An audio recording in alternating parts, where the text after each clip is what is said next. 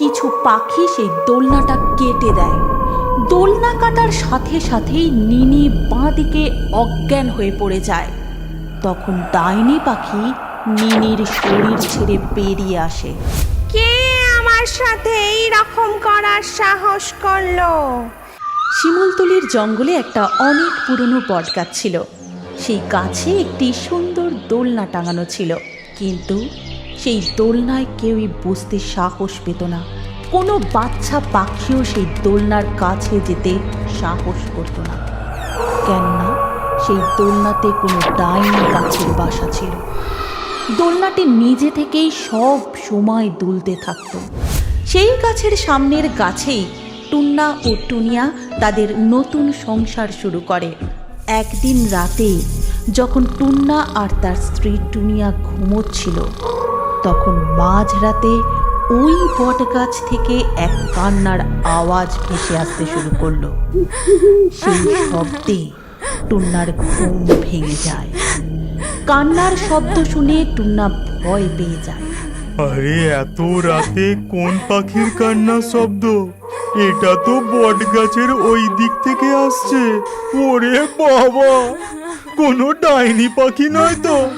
ও টুনিয়া, ওঠো, দেখো দোলনার কাছ থেকে কার কান্নার শব্দ আসছে। কি বলছো গো?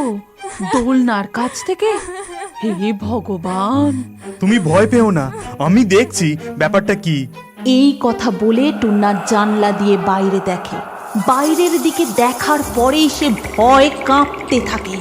টুন্না বাইরের দিকে তাকানোর পরে দেখতে পায় সেই দোলনাটার ওপর সাদা পালকে ভর্তি কোনো মহিলা পাখি বসে দোল খাচ্ছে আর জোরে জোরে হাসছে।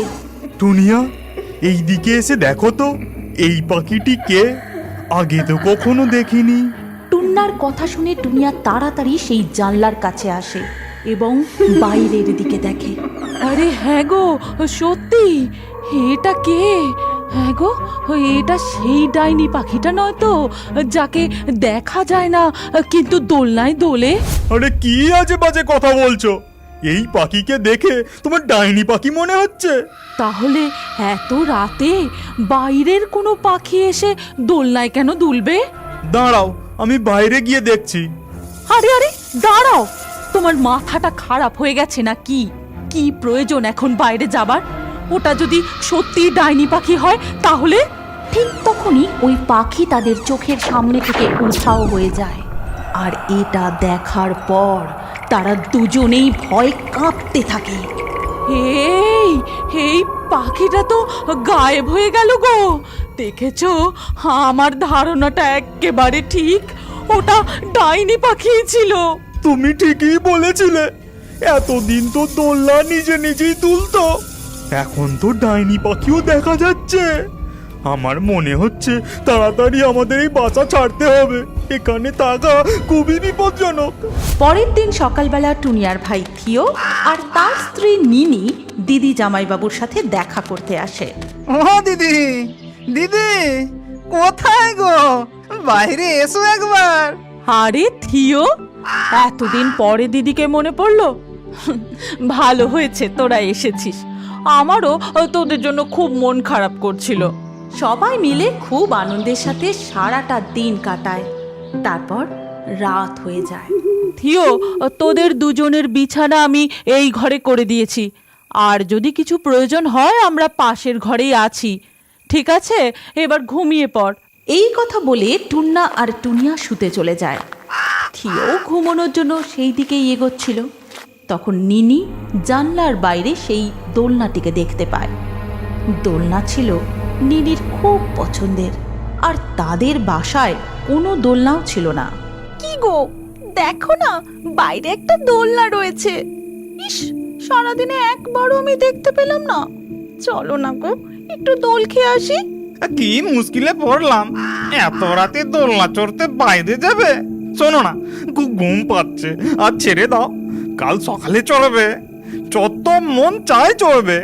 এই কথা বলে থিও বিছানায় শুয়ে পড়ে এবং খুব তাড়াতাড়ি গভীর ঘুমে ঘুমিয়ে পড়ে। এই থিওটাও না শুধু ঘুমটাকেই ভালোবাসে, কি করব, আমার যে খুব ইচ্ছে করছে দোলনায় দোল খেতে। আচ্ছা, যদি আমি একা গিয়েই দোলনায় দোল খেয়ে আসি?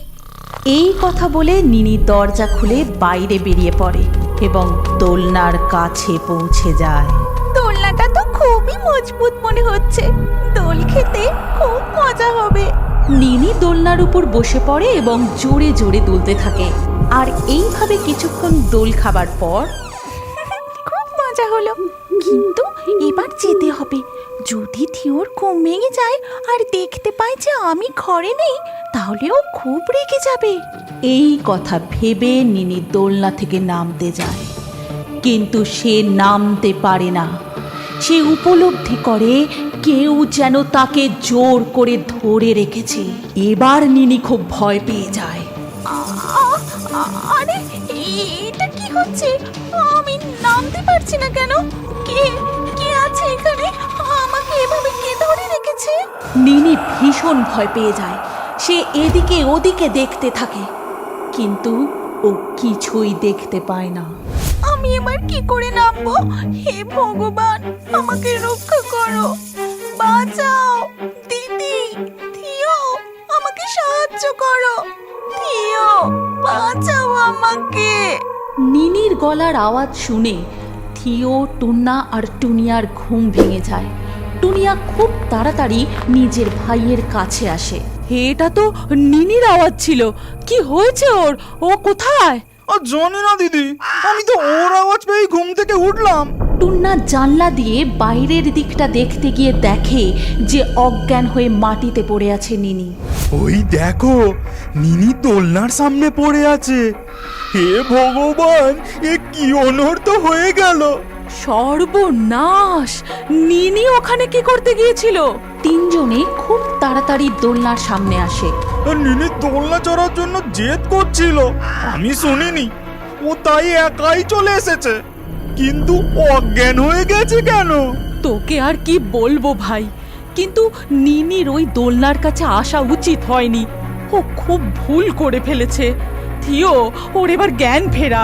থিও নিনির জ্ঞান ফেরানোর অনেক চেষ্টা করে, কিন্তু নিনির জ্ঞান কিছুতেই ফেরে না। তখন থিও তাকে কোলে তুলে বাড়িতে নিয়ে আসে। সকাল হতে তবে নিনির জ্ঞান ফেরে। তুই এখন কেমন আছিস নিনি? কি প্রয়োজন ছিল বলতো তোর ওখানে যাওয়ার, তাও আবার একা? যখন ভাই বলল সকালে যাওয়ার কথা, তাহলে কেন শুনলি না? তোরা হয়তো জানিস না, ওই দোলনাটায় কেউ বসে না। ওটার ওপর একটা ডাইনি পাখির ছায়া আছে। পরশু রাতে আমরা দুজনেই ওই ডাইনি পাখিটাকে দেখেছি। আমাকে ক্ষমা করে দাও দিদি। সেই রাতে সবাই যখন ঘুমোচ্ছিল, তখন নিনি হঠাৎই ঘুম থেকে জেগে ওঠে। তার চোখ এক্কেবারে লাল টকটকে হয়ে যায়। সে ঘরের বাইরে বেরিয়ে দোলনার কাছে আসে ও দোলনায় চাপে।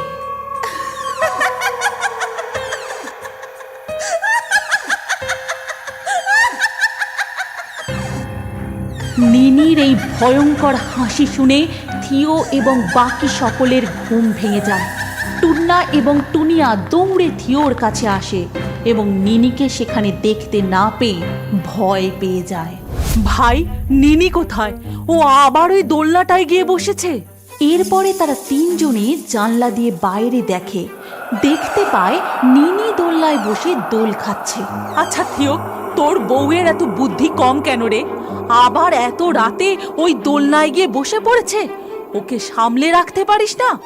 আমি ওকে অনেক বুঝিয়েছিলাম দিদি, তবুও এটা কেন করলো জানি না। এখন এসব ছাড়ো, তাড়াতাড়ি নিনির কাছে চলো।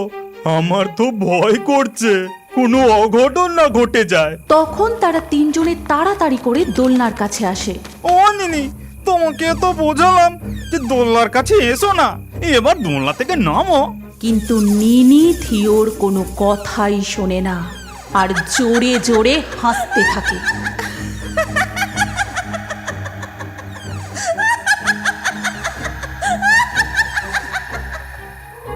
দেখো থিও, ওর চোখটাকে দেখো। ও আর নিনি নেই, ও ও একটা ডাইনি পাখি হয়ে গেছে। সর্বনাশ, এটা কি হয়ে গেল গো জামাই বাবু? এখন এখানে থাকা ঠিক হবে না, চলো আগে জঙ্গলের বাকি পাখিদের গিয়ে জানাই, তারপর কি হয় দেখা যাক। তিনজনে মিলে জঙ্গলের সব পাখিদের সমস্ত কথা খুলে বলে। সব কথা শোনার পরে জঙ্গলের কিছু পাখি তাদের তিনজনের সাথে নিনির কাছে এসে দাঁড়ায়। ব্যাস, অনেক হয়েছে ডাইনি পাখি। তুই আমাদের জঙ্গলের পাখিদের অনেক জ্বালাতন করেছিস। এই পাখি আমাদের জঙ্গলের অতিথি, তুই এর শরীরের মধ্যেও ঢুকে পড়েছিস। এবার তো তোর খেল খতম। অনেক হয়েছে, চলো পাখিরা, এই দোলনাটাকে আমরা কেটে ফেলি। এই কথা বলার পরেই কিছু পাখি সেই দোলনাটা কেটে দেয়। দোলনা কাটার সাথে সাথেই নিনি বাঁ দিকে অজ্ঞান হয়ে পড়ে যায়।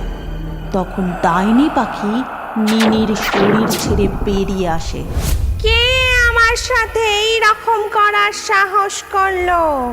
যে করেছে সে ভুল করেছে, এর ফল সবাই ভোগ করবে।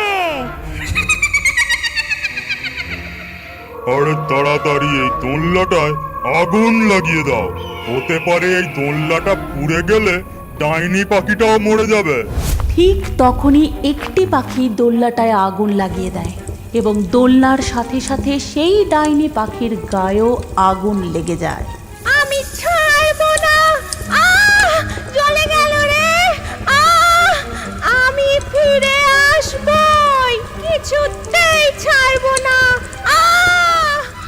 দেখতে দেখতে সেই দোলনার সাথে ডাইনি পাখিও পুড়ে ছাই হয়ে যায়। কিছুক্ষণ পরেই নিনির জ্ঞান ফিরে আসে এবং জঙ্গলের সব পাখি সেই ডাইনি পাখির হাত থেকে মুক্তি পেয়ে যায়। একটু দাঁড়াও, তোমার জন্য সুখবর আছে। তাড়াতাড়ি তোমার নাম কমেন্টে লিখে দাও। নাম লিখে এই রিওবার্ড চ্যানেলটি যে সাবস্ক্রাইব করবে তার নাম দিয়ে পরের কার্টুন ভিডিওটা বানানো হবে। আর এখন স্ক্রিনের উপরে এই যে ভিডিওটা আসছে এটাই ক্লিক করলে পরের ভিডিওতে তুমি দেখতে পাবে লাকি ড্র থেকে কার কার নাম বাছাই করা হয়েছে। তাড়াতাড়ি ক্লিক করো, এই পরের ভিডিওতে তোমারও নাম থাকতে পারে।